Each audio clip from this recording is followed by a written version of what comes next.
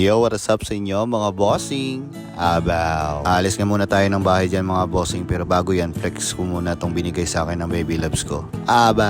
Binigyan niya nga ako mga bossing ng keychain. Tapos isasabit ko daw itong keychain na to sa susi ng motor ko. Hindi lang basta-basta keychain to mga bossing kasi nga mayroong nakasulat. Palagay dyan na dapat daw ako mag-ingat palagi kapag magdadrive. Lalong-lalo na daw kapag nakainom ako. Hindi ko ako kabadalagan. It's ito 20 palikuran eh. Alis nga muna ako dyan mga bossing para bumili ng bulaklak. Noong nakaraang undas pa to mga bossing, ngayon ko lang na-upload kasi nga tinatamad ako mag-edit.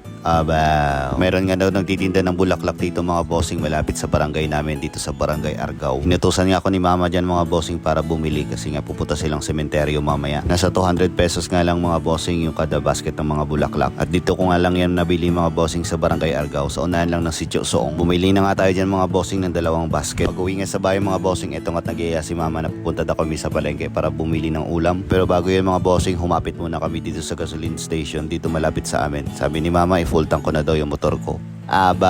Sana all. At syempre siya na rin yung nagbayad yan mga bossing. Pagkatapos etong at humapit na naman siya sa bangko para mag-withdraw. Dumiretso na nga ako dyan mga bossing sa karnihan ng mga baboy para bumili ng siki. Gusto daw kasi kumain ni mama mga bossing ng crispy pata. Kaya etong at napabilin tayo ng siki ng baboy. Shoutout pala sa mga bossing natin dyan sa palengke ng Katiklan. Salamat sa pagbigay ng discount mga bossing.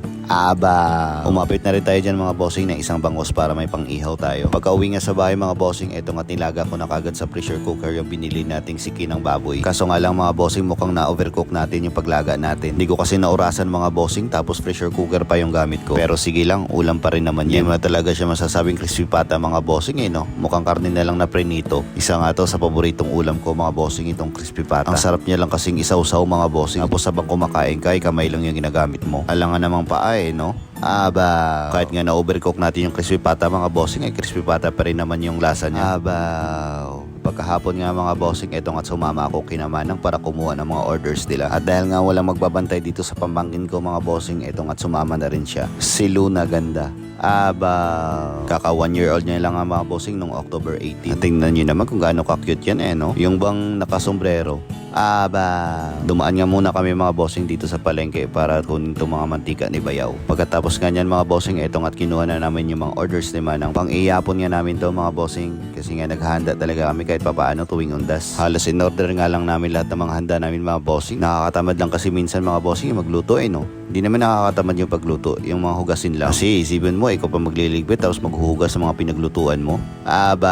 Nailagay na nga lahat mga bossing, etong at kakain na kami. At syempre, etong si Bibi Luna, hindi magpapahuli yan mga bossing. Hindi naman kami nagsasangyup dyan mga bossing, pero ginawa kong samgyup salto eh no. Meron kasi tayong lettuce dyan mga bossing, tapos merong barbecue na binili si Manang. Pero why not naputusin natin daw mga bossing, parang ganun lang din naman yun eh no. Namimiss ko na rin kasing kumain sa samgyup ng mga bossing eh no. Kailan kaya?